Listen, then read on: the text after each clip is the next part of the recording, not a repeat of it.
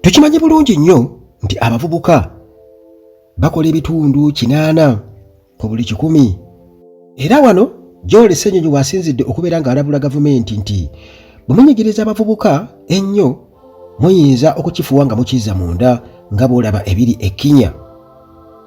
Jjukira nga bwe nkugambye nti abavubuka ne mu kubala abantu census gye twakavaamu baatugamba nti miliyoni ziri eyo mu 45 mu 9 miliyoni 45 mu 9 abantu abali mu Uganda, kumbi miliyoni kale 46. Naye ku abo Buganda nga ebitundu 23 n'obugwamu abaana abo bonna bali under 17.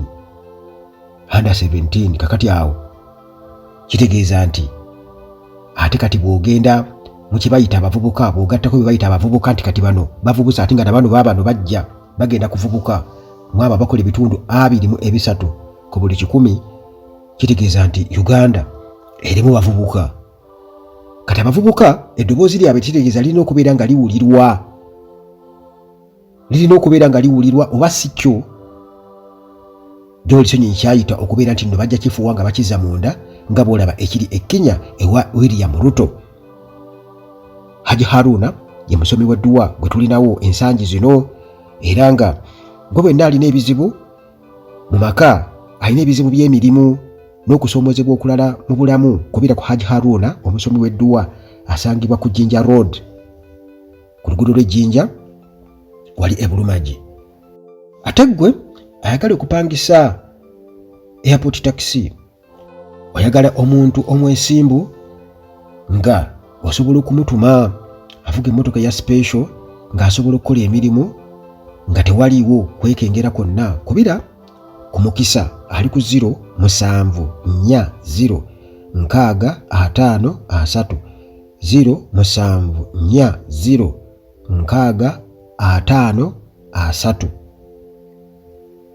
Oyagala genda ku airport mu budde ova bweru, oyagala omuntu gw'otegeeraganye naye anaakutwala okutuuka gyonna gy'olaba okwetooloola eggwanga wano Uganda.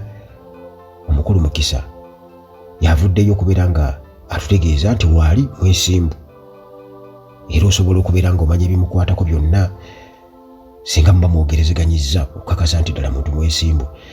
Uganda at large naye muganda wange asigala akyakuba omulango okubeera nti mumukwasizaako, kubanga abasajja bwe batu nabo bafunvubidde balumya ogw'abaggulu okulaba nti omukutu guno batuuka n'okubeera nga baagala bakwata Uganda at large bamuggyeko essimu ye.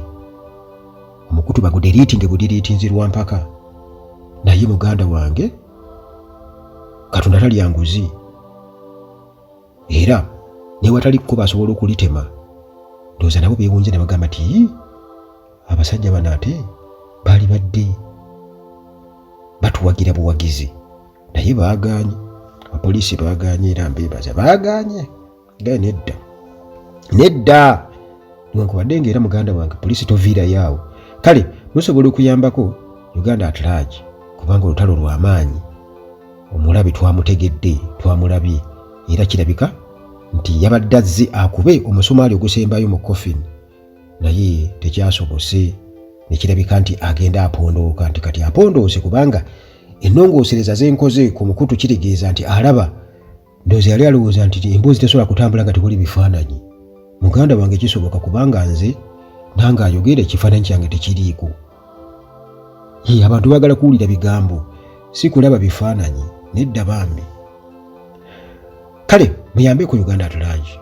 Akatundu kuno kuwulina yamba ku Uganda at large mu kaseera kano nga naffe bwe tufunvubira okuba nti abasajja ate omukutu gwaffe tugukomyawo. Kakati munnange Joel Ssenyonyi bwe tuliko mu Paalamenti akakasa gavumenti nga bw'esuddeyo gwannaggamba mu kuwuliriza eddoboozi eri abavubuka nga bo balowooza bagenda kukozesa eryanyi baleete amagi bayiwe awo nga poliisi eringa etaliiwo. Era kino ababaka bakyogeddeko, tugenda kuba tubiyitamu ababaka ab'enjawulo nga boogera ku nsonga engeri gye bakwasaganyizaamu abavubuka mu kwekalakaasa nti gavumenti erina engeri gyerabamu ebintu mu ngeri etategeerekeka. Kakati awo gavumenti ya General Museveni neerabulwa nti munnange abavubuka muyitiridde okubeera nga mubasindiikiriza ku kisenge, naye ebiri e Kenya mubiraba, ewa Ruto mubiraba. Abavubuka bano aba Gen Z muganda wange bafuukidde gavumenti akayinja mu ngatto. Kakati wano mu Kampala twalabye okwekalakaasa abavubuka bwe batinaku z'omwezi nga 23 lunaku lwa Lwakubiri, abantu babadde bazuukusa okubeera nti bakola emirimu gyabwe n'abeekalakaasi nga nabo bazze okukola emirimu gyabwe. General Museveni be yagambye nti temusobola kubeera nga mujja okulinnya ku bintu by'abantu abatundira ku nguudo. Awo babeera bamugaso nnyo abantu abatundira ku nguudo, bajula n'okubeera nga bateekawo abaabwe mugende mutundire ku nguudo, kati abeekalakaasi tubavunaana okubeera nga baalinnye mu bintu byammwe. Kwekalakaasa bekuggwa nga bajja babayoola. Kakati olwo abeekalakaasi babadde babanja badimandinga kugamba bataddewo embeera nti walina okubeerawo embalirira, accountability ba MPs abo betwogerako abacyangacyanga ebintu. Speaker Anita Among alina okudizayininga olw'enguzi. Speaker Among ne Thomas Taiba babaddeyo nnyo be bakubiriza otwala Parliament olwabadde Julayi nga 23, bombi babaddewo olw'obukulu bw'ensonga eno, kubajjukira nti Parliament yabadde gyeri already ng'etudde, nabano nga bwe batyo bwe batambula okubeera nga bagenda ku Parliament okubeera nga bayisawo ensonga zaabwe ezo. Kakati ababaka aba opposition bwe batyo ne babaako bye boogera. Butambala MP Muwanga Kivumbi yagambye nti gavumenti eno eriko eya General Museveni ne Parliament yaffe eno eya Uganda tebawadde mukisa bavubuka kubeera nga boogera era babawulirize. Ogwo mukisa tebaguwadde, era n'abuuza nti lwaki beeyisa bwe batyo. Kyekibuuzo omuntu kyali abadde yeebuuza, era lwaki tebawulirwa. N'agamba n'olw'ensonga eyo munnange, ensonga eyo okugiyisa bwe mutyo kiyita mu luggya ne mutagiwa bwenkanya bumala, ekyo munnange kiyinza okubeera nti kireetawo ate amaloboozi agaali badde gawulirwa mu ntandikwa, amaloboozi aga demokulasiya, ekitegeeza nti tegalina makulu, tebalina kubeera nga boogerako ku ebyo ebibaluma. Muganda wange kitegeeza nti muba mwesulubabbye obuvunaanyizibwa bwammwe, muba mwetwalidde waggulu mu busanso, ekinaavaamu temwejjusanga. Anti bitandika bwe bityo ne Besigye bw'atyo bwe yajja mu w'okutuwaaka n'agezaako gira bw'ati abasuubuzi nga bamutunuulira, ate bo nabo bwe batyo baamaliriza basitukiddemu nga ne Besigye taliiwo ali eri wuweka. N'amaliriza nga abasekeredde nti mulabye, najjanga ne muntunuulira. Naye Buhweju MP Francis Mwejuche naye nga yeewuunya nti eggwanga liringa eryabadde mu lutalo, kubanga ojja okwebuuza amagye ate gayingiriramu wa amagye. General Museveni nti ye magye ge, era yagamba nti amagye timuzannya na muliro, era bw'atyo yabadde ayungudde abasirikale bo bayingiridde waawo, poliisi kwegamba ng'eringa etamala.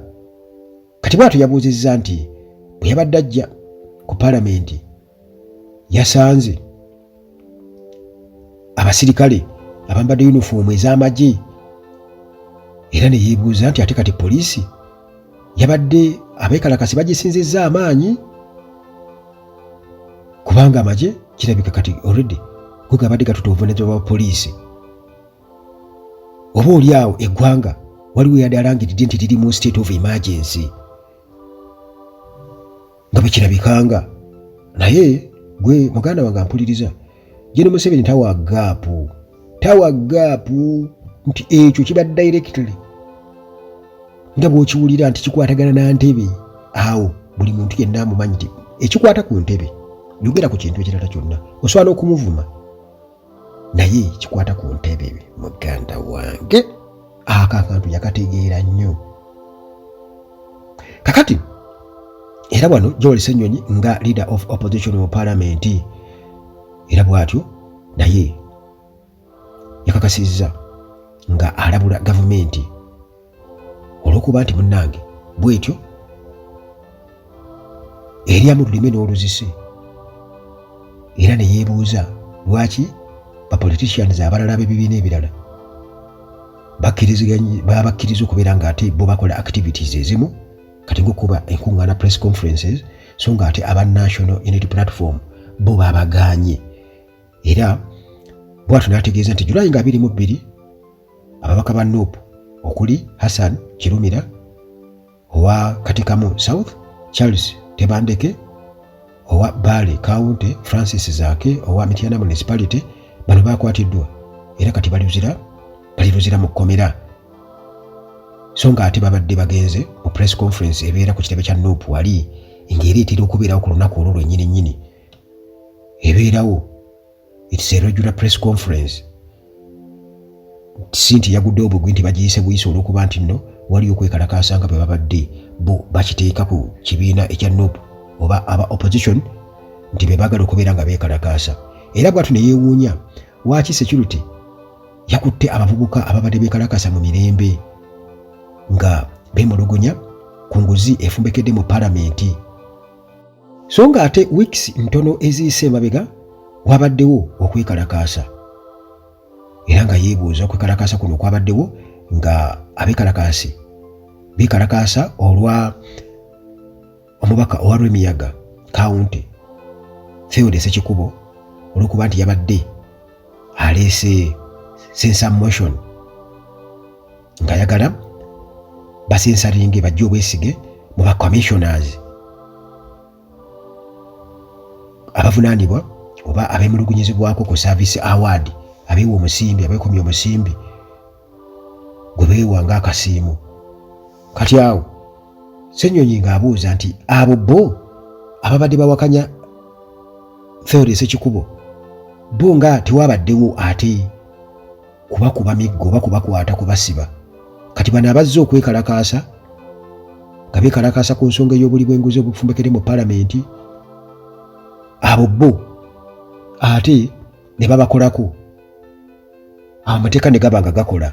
Lwaki? Ekyo kiraga bulazi nti double standards. Kubanga kino kitegeeza nti bali babeera bategekeddwa okubeera nga babaako ekifaananyi kye baleeta era nga ne poliisi emaze okubeera ng'etegeezebwa nti abo temubakwatako mubawe obukuumi. Mubawe obukuumi kabe kasinga baze n'okutegeeza nti bano bagenze ne basaba olukusa ne babakkiriza okubeera nga beekalakaasa y'ensonga lwaki babawadde obukuumi. Naye okwekalakaasa okw'ensonga nga zino okw'enguzi okuvumirira enguzi okwo muganda wange teri lukusa luyinza kuweebwa kuva ku poliisi era poliisi awo esikayo batuuni ng'eyambibwako amagye. Kale bw'atyo Ssenyonyi n'alabula gavumenti nti munnange okwongera okubeera nga musindiikiriza abavubuka nga mubasindiikiriza ku kisenge mubanyigira ku kisenge muyinza munnange okubeera nga nammwe mugwa mu crisis efaanaganako eya musajja mukulu William Ruto ow'Ekkinya egenda mu maaso kati. Temuyinza okubeera nga mwagala okunyigiriza abavubuka ku kisenge. Kakati awo mujja genda okujjukira okwebikka nga obudde buyise nga bwe mulaba wakiri e Kenya William Ruto yagenda okuzuukuka munnange nga it's too late nga buyise nga abavubuka already bamaze dde okubeera nga bakyajinga banyiivu nti munnange muyinza obweteetaaga kubeera nga mulinda ekyo mwali badde mubawuliriza kubanga tebajja gye muli kulwana bajja kubeera nga bagabana obulumi bwabwe gye muli okwemulugunya kwabwe ate nga kino mwali badde mukyaniriza. Yeni Museveni mu njogera ye bwe yadde ayogerako eri eggwanga yalaze nti tewali nakuwuliriza mwemba mwagala mugende ewa Nakalema eyaorganizinga okutambula nga tuvumirira obuli bw'enguzi nga tugenda ekkololo ababuulire engeri gye muyinza okubeera nga mukikolamu. Naye ekyebuuzibwa nti ye gye balaga ali kiriini tali omu ku abo be beemulugunyako kubanga naye akolera mu sisitimu. Ate era ku mulundi guli okutambula kwe nga beekalakaasa bagenda ekkololo ne Yeni Museveni kwe yalimu kwali kugasa ki kubanga bonna be yali nabo ate era be baali abali b'enguzi kayingo nti yali mwana okunokolayo amannya kwe yali badde anyokolayo amannya awo mu kwogera naga bannange gundi ne gundi ne gundi ne gundi ne tumanya nti aboogeddeko abasajja be Joel Ssenyonyi naye nga essaawa eno waliwo campaign gye bamutaddeko abo abatayagala kubeera nga bagambwako abali b'enguzi nga bamuteeka mu sikandozi z'enguzi zagamba nti oyo propaganda kumusibako matugambozi kumuliisango. Naye nno mu kwekalakasa kuno bannamawulire bakwatiddwa, aba NTV bakwatiddwa, KFM bakwatiddwa. Jjukira nti General Museveni yabadde yabaledde ekiragiro ng'ayungudde basajja be era yabadde yalabudde dda abagenda okubeera nga beekalakaasa temuzannya na muliro. Obutambi bwe twalabyeko ng'abasirikale abapoliisi bwe batyo emiggo bakubira ddala abavubuka babakwata babayuula babateeka ku kabangali ne babatwala mu nkomyo. Balooya already babakanyidda n'omulimu aba Uganda Law Society bwe batyo babakanyidda n'omulimu abakulemberwamu omukulu Owundo okubeera nti bataasa abavubuka bano n'okubeera nti babategeeza nti ddembe lyabwe okwekalakaasa tebalinawo musango gwonna era balina okubeera nga beeyimirirwa ewatateekwa kwakkulizo konna nga akulira Human Rights Commission Mariam Wangadya bwe yategeezezza.